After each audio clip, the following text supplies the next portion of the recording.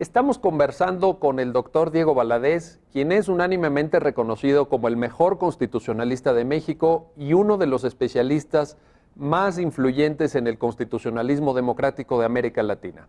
Nos está conversando el doctor Valadez sobre los retos del pasado, sobre el presente y sobre el futuro de la Constitución mexicana en un horizonte que nos debe de llamar la atención y nos debe de mover a la reflexión, porque el 5 de febrero del año 2017 la Constitución mexicana cumplirá 100 años. Doctor Valadez, estábamos hablando de la Constitución como el contrato social de los actores políticos, de los partidos políticos. Estaba usted comentándonos el proceso inflacionario que ha sufrido esto, cómo se están introduciendo en la Constitución, pues quizá reivindicaciones bajo la lógica partidista, bajo una lógica de facción, recuperando aquel término de James Madison, ¿no? Del constitucionalismo original norteamericano. ¿Qué ha pasado entonces con la Constitución? ¿En qué momento estamos a poco tiempo de que lleguemos a cumplir pues los 100 años de haberse promulgado? Cuando los partidos políticos cobran presencia importante en la vida del país, comienzan a reclamar áreas de influencia. Y una de las formas de consolidar esas áreas de influencia es a través, lamentablemente, fue un mal instrumento el que eligieron, de la Constitución. Y de la reforma constitucional. Y de la reforma constitucional.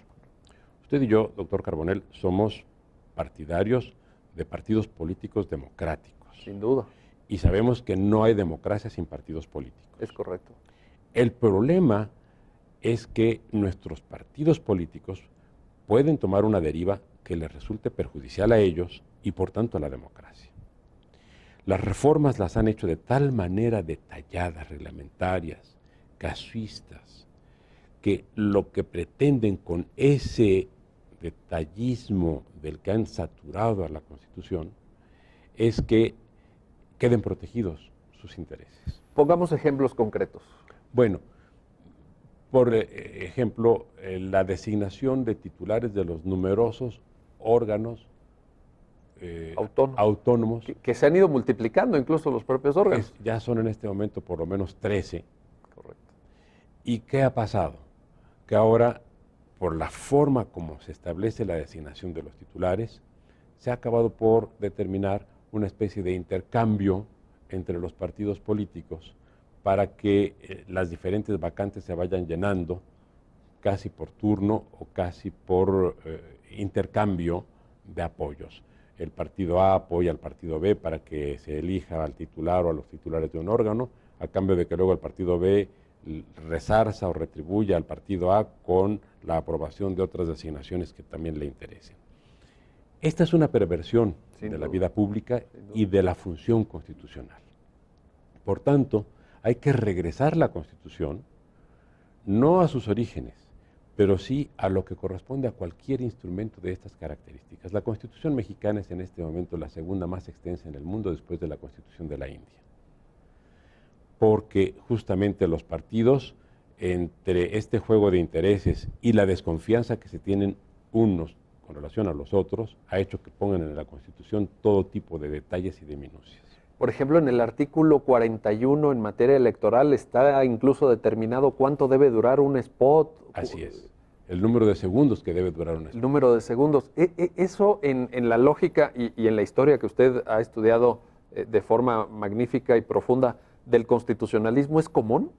Eso no tiene paralelo. Yo por lo menos no conozco ninguna otra constitución semejante. La de la India es más extensa, pero por otras razones. Porque aquella es una sociedad de 1.000 millones de habitantes, con problemas raciales, religiosos, culturales y de estratificación social que tendrán que ir superando, pero que en este momento existe, muy marcados. Entonces la Constitución tiene que atender a toda esta variedad de intereses que se dan en ese país. En el caso nuestro es diferente. Aquí la variedad está solamente en los intereses de los interlocutores, de los protagonistas que han venido construyendo y deconstruyendo nuestra Constitución. Pero a ver, entonces, todas estas reformas que se han hecho y todos estos contenidos que se han agregado, ¿han venido a solucionar los problemas del país? Porque uno pensaría, a ver, si hemos triplicado, como usted nos lo comentó en la cápsula anterior, el contenido constitucional, si se han agregado estas cuestiones prácticamente contractuales en la lógica de pues la desconfianza entre los actores, en la lógica de ir avanzando sus propios intereses, uno pensaría que entonces ya no se requieren más reformas o que ya disminuirían el número de iniciativas. ¿Es esto así? No, no es así. Habría que distinguir dos cosas. Una, muchas de las reformas son necesarias o han sido necesarias. El problema no está en el contenido de la reforma, sino en la forma como se ha expresado la reforma, valga la redundancia. Si se cambia, digamos, el sistema jurisdiccional mexicano y se establece un tribunal constitucional como ya es la Suprema Corte de Justicia, eso está bien. Si se introducen una serie de detalles que podrían estar muy bien en las leyes orgánicas y reglamentarias, eso ya no está tan bien. ¿Qué nos queda ahora? Con relación a esta pregunta que usted hace, a este comentario más bien, porque pues lo que hacemos entre nosotros son estos intercambios de ideas que por lo menos para mí resultan muy atractivos.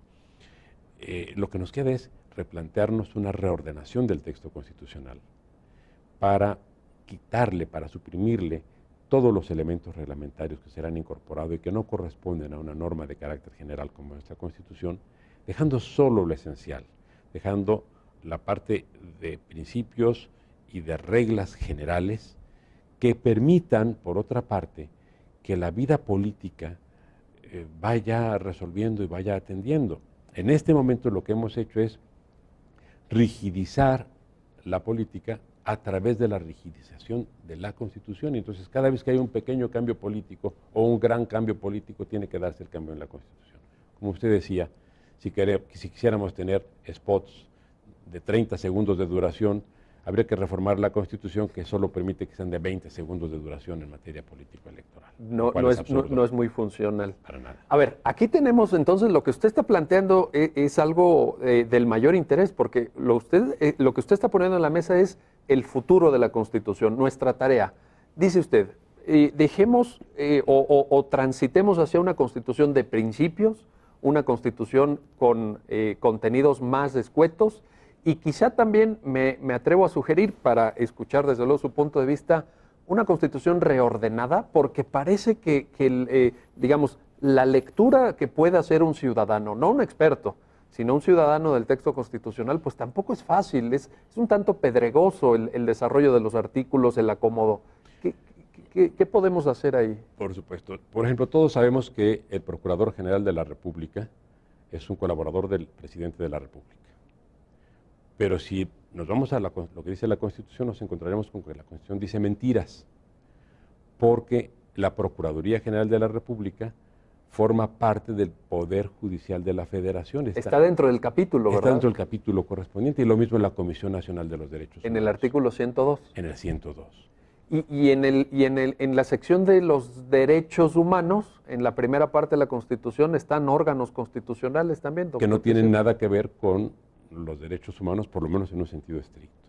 De manera que hay que reordenar el contenido de la Constitución y hay que identificar sus principios y sus reglas generales, y eso es lo que hay que preservar como constitucional. Ahora, usted señalaba al principio algo muy importante. Vamos a cumplir 100 años con esta Constitución el 5 de febrero de 2017 y nos falta muy poco para llegar a esa fecha.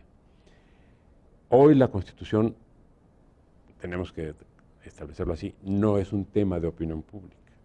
Inclusive en el Instituto de Investigaciones Jurídicas, usted y yo hemos participado en el diseño de la encuesta sobre cultura constitucional. Ya hemos hecho 2 y vamos a preparar la tercera, lo haremos juntos. Que contiene datos pues bastante difíciles incluso de admitir, ¿verdad?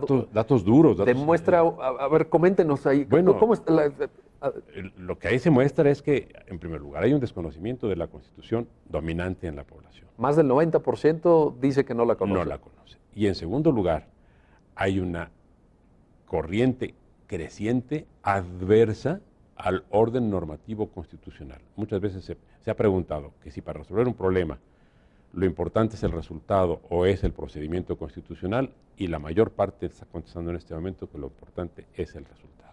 Y eso, por ejemplo, en términos de combate a la delincuencia puede suponer una cuestión tremenda, ¿no? De reclamo de mano dura, de reclamo de violación de derechos humanos. Así es, de ejercicio dictatorial del poder. Eso. Ahora, en 2017, por la naturaleza misma de lo que usted señala, que va a ser el centenario, la Constitución se va a convertir en un tema de opinión pública. Y si tenemos en cuenta que en 2018 tendremos una nueva elección federal, incluyendo las candidaturas presidenciales, no es remoto que la Constitución se convierta en 17 y 18 en un tema de prioridad política para los mexicanos. Y eso estará muy bien. Yo creo que es una gran noticia. Debemos esperar que como resultado de ese proceso y del mayor involucramiento de la ciudadanía en el conocimiento de la Constitución y en la exigencia de una mejor Constitución, podamos entonces sí elaborar la Constitución de principios y reglas generales que una democracia constitucional necesita. Ojalá que así sea.